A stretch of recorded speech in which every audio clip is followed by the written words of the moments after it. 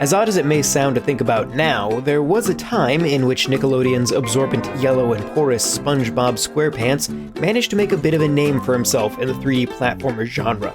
Most famously, SpongeBob SquarePants Battle for Bikini Bottom, which itself received a remaster on all major platforms back in 2020. 3 years later, developer Purple Lamp takes their experience remastering Battle for Bikini Bottom and turns their focus to creating a brand new SpongeBob 3D platformer. But is this an attempt to maximize on nostalgia, or can SpongeBob SquarePants The Cosmic Shake prove itself beyond its branding? While visiting Glove World, SpongeBob and Patrick come into possession of a magic bubble wand capable of granting them any wish they care to make. As one would expect, the duo's inherently zany nature fractures the world into a variety of dimensions. Bikini Bottom and its inhabitants are torn across these worlds, and it's up to SpongeBob and Patrick to save the day. Also, Patrick is a balloon now. The story is told with a surprisingly high level of production value. Cutscenes are excellently animated, characters are expressive, and everything feels very on-brand with the classic show. Presentation on the whole is a strength for Cosmic Shake. Even the Switch port turns in a generally sharp image, though it does sometimes come at a cost, but more on that later.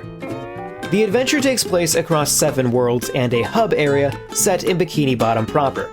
Each world takes on a unique theme: Western, pirates, Halloween, etc. These worlds unlock one after the other, and while almost entirely linear, they're extremely expansive. A reasonably collectible-minded player will have no trouble spending an hour or more in most worlds. Each world puts forth a variety of story-based objectives as you progress through it. They may require SpongeBob to locate a certain number of a given item, reach a hard-to-reach area, or simply defeat tough enemies. The actual platforming feels excellent and is the predominant focus of the design. Each world introduces some new element that allows SpongeBob to interact with the environment in a new way. Early on, you'll earn a karate kick that, outside of combat, allows you to zip to certain targets. Later, a grapple hook allows you to swing off specific points. These abilities are then excellently combined into more complex platforming challenges, requiring you to mix and match your different options.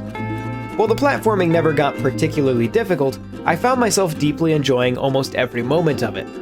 Combat, the secondary focus of most levels, is significantly less interesting by comparison. It is functional and never caused a problem, but it lacks the creativity and constant sense of evolution that the platforming naturally carries. Most fights amount to using SpongeBob's net to hit enemies who rarely pose much of a threat. A few specific enemies do require you to make use of unlocked platforming abilities, but the majority simply require that you run up to them and hit them once or twice. As you complete worlds and bring stranded characters back to Bikini Bottom, you'll unlock subquests. These objectives oftentimes offer up an incentive to return to completed levels and complete additional goals. Unfortunately, due to the linear nature of each world, they're not particularly conducive to freely exploring. You can zip from checkpoint to checkpoint, but unless you already know exactly where you're going, you'll more often simply wind up playing the entire level again. I enjoyed each level once, but their structure made them less interesting to revisit. As alluded to earlier, the Switch turns in a sharp, good-looking rendition of Cosmic Shake. While resolution is dynamic, the average image quality is significantly above what I've come to expect from modern multi-platform releases on the system. Most levels also turn in pretty stable levels of performance at most times, though the primary hub struggles significantly more as you fill it by completing more and more worlds. That being said, while most areas run well, the transitional segments of levels are littered with hitches and pauses. Oftentimes you'll be shot across the map to access a new area, or you'll ride a seahorse down a long obstacle course. In these instances, the engine seems to struggle to stream in new assets fast enough, and the game will occasionally pause for several seconds before resuming. It is this feeling of general instability anytime you get moving too fast that causes the game to feel a bit like it's just barely holding together. The resolution clearly isn't the problem, so the game generally looks great, but delivering these massive levels is evidently a struggle. SpongeBob SquarePants The Cosmic Shake is a surprisingly endearing 3D platformer. The evolution of your traversal options is excellently paced and synthesizes naturally into constant new challenges. The combat, while uninspired, is functional. The drive to push for 100% completion may be asking a bit too much given the structure of these worlds, but the levels themselves are fun to explore. The Switch version turns in crisp visuals and generally stable performance, outside of a few specific areas. That being said, when the engine does come under stress, it grinds the game to a halt. While it may not often affect actual playability, it's hard to ignore when the image simply freezes for 5 seconds. Perhaps it's appropriate that this feels a bit like a lost licensed platformer of the early 2000s.